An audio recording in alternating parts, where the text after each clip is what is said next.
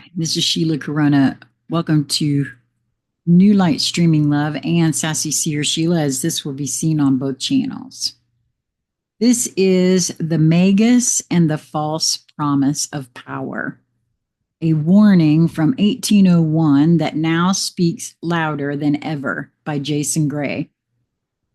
In 1801, a mysterious and profoundly spiritual work was published under the title The MAGUS, or Celestial Intelligencer, by Francis Barrett, a two-part book on alchemy, magic, theurgy, planetary intelligences, and divine philosophy.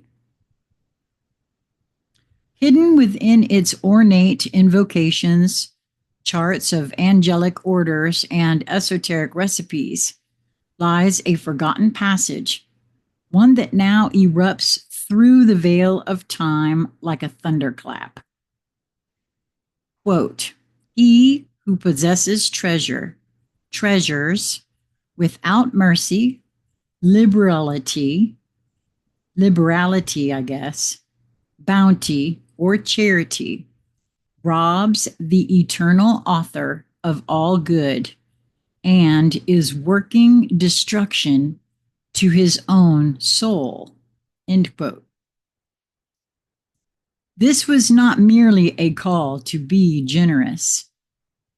It was a cosmic law, a flame-lit warning from an age long before Twitter prophets and luxury spirituality. It was the eternal message of all true initiates.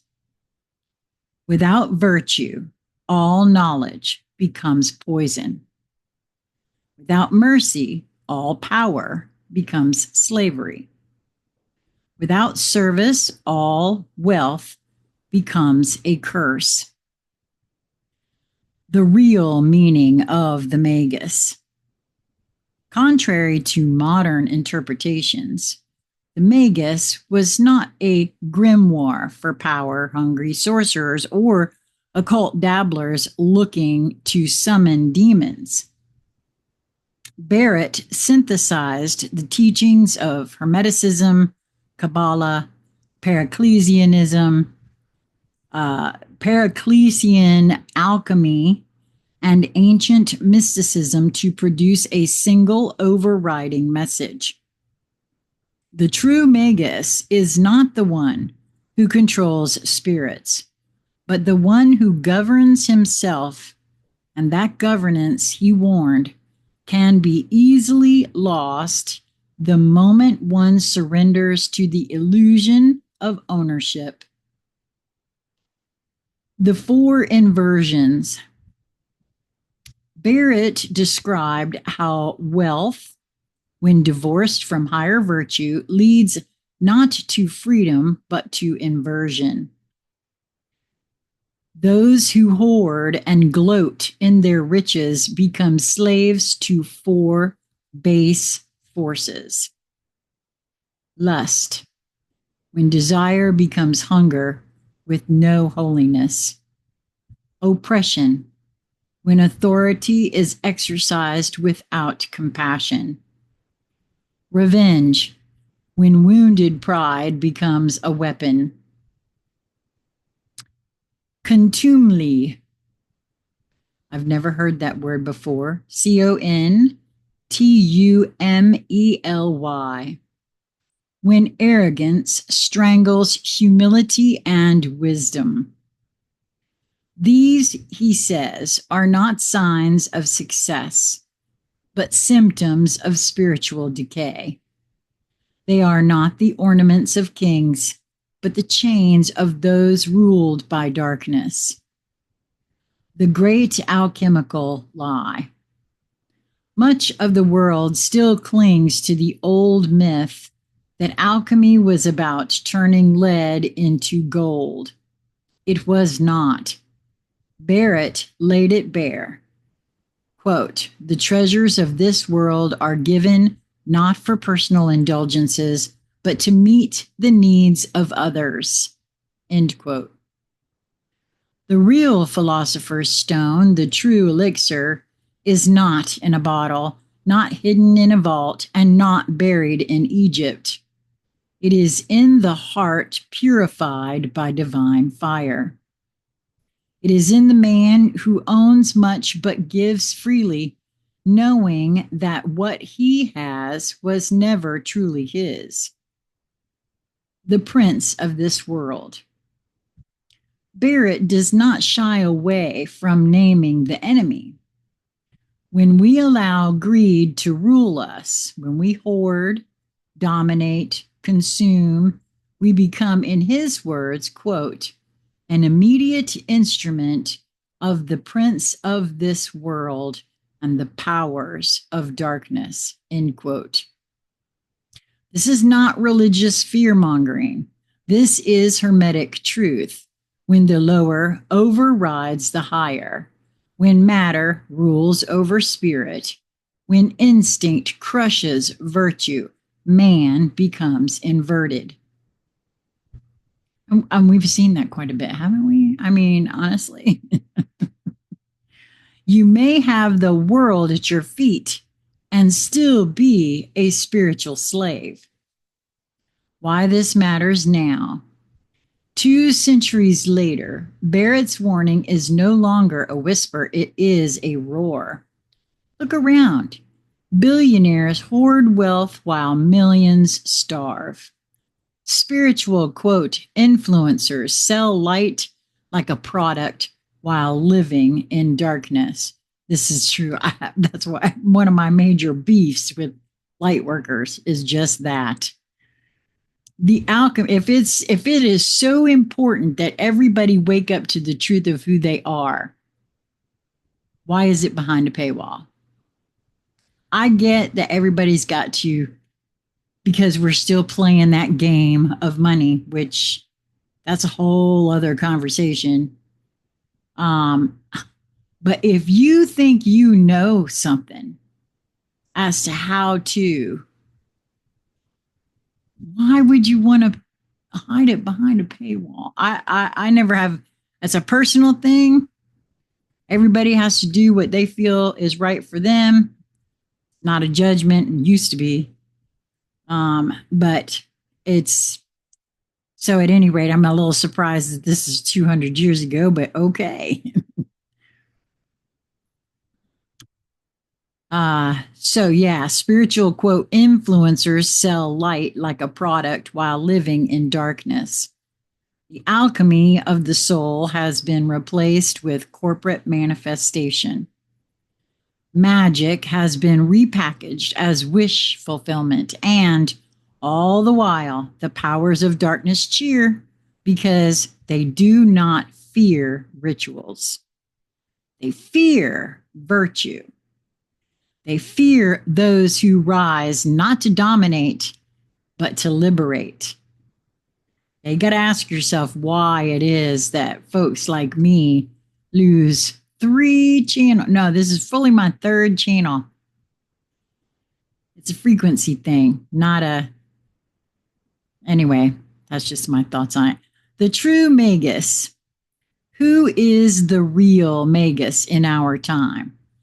Not the ones who chant in Latin, not the one who chants in Latin, not the one with books of spells and sacred oils, not the one with followers, clients, and gold rings.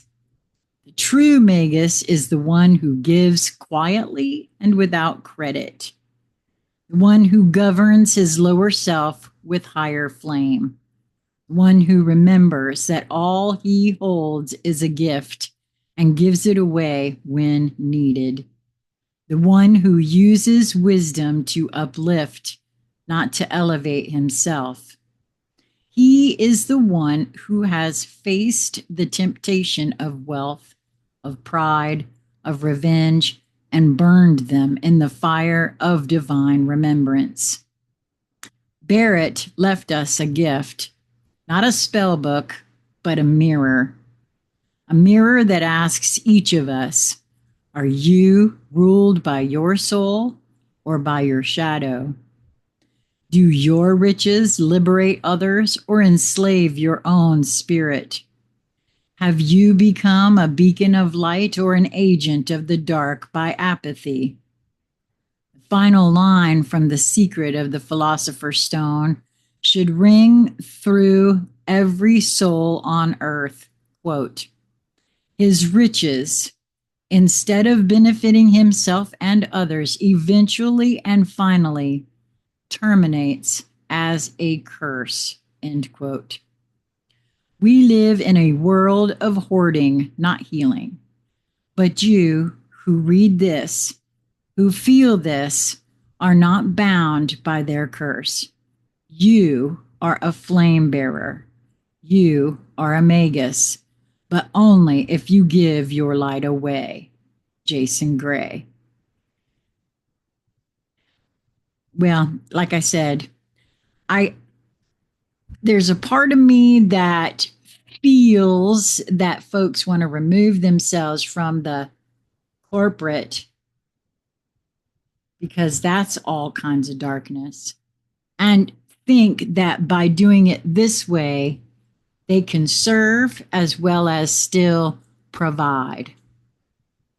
That's a slippery slope. At least that's been my experience, because what I have noticed is there's an awful lot of folks out there that are spiritually bypassing because they think they've found a way to have it all.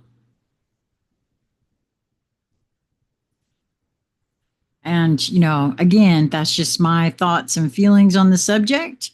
Doesn't mean I'm correct, doesn't mean Jason's correct, but I don't know. I will tell you this.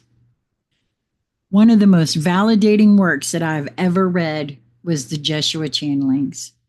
And in that book, Jeshua made it very clear. We are not here to heal each other. We are here to heal ourselves. And that makes it available for everybody else. And the way I heal myself is not going to be the same way as you heal yourself. Oh, I might share with you what I've done, and maybe some of it will work for you, but it's not all gonna work specifically exactly the way it did for me. It can't. It's not meant to. We are unique. Each one of us unique. We've had unique traumas. We've had unique experiences. It will be a unique path to wholeness as well, which is why for me, it's all about the sharing of what worked for me and realizing that it might actually not work for you. Specifically, not in the way that it did work for me. And I don't know, maybe it actually didn't work for me. Maybe I'm kidding myself on a whole bunch of levels. And to charge you for something that I really am, I can't do it. I don't know how anybody does do that. So that's where I'm at on the subject. Now, I do offer gifts to folks, sure. And if someone receives that gift from me and they are grateful and they found it's worked and they want to share with me so that maybe I can get a laptop or save for my glasses because I'm on a very limited income, I accept all gifts. But I don't charge. I think there's a wholly different deal on that, at least for me. And everybody's mileage is absolutely going to vary. Let me just be very clear on that.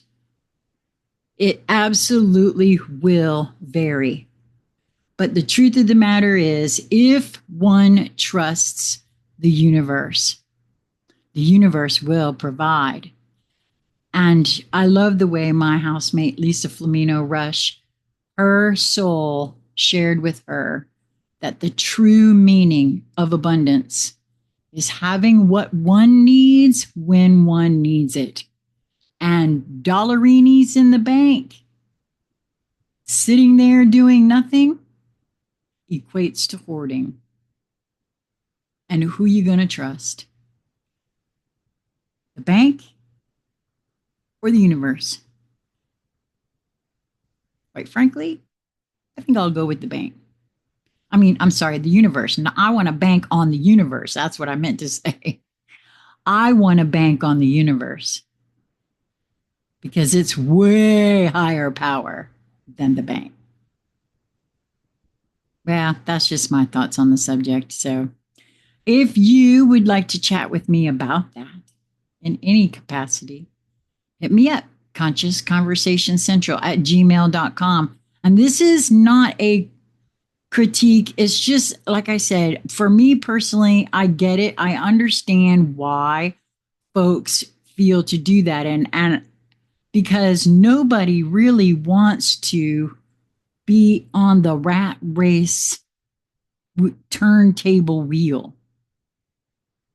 And I feel as though we all mistakenly, because we think we're here to do something, we keep getting these messages that we want to help everybody. There's nothing wrong with that, but we have to take care of ourselves. It's not my job to fix you. I think that's how we got in such a mess on this planet in the first place, is we're trusting other people who we think knows more than we do. You know a whole lot more than you give yourself credit. Until we meet again, my friends, be well.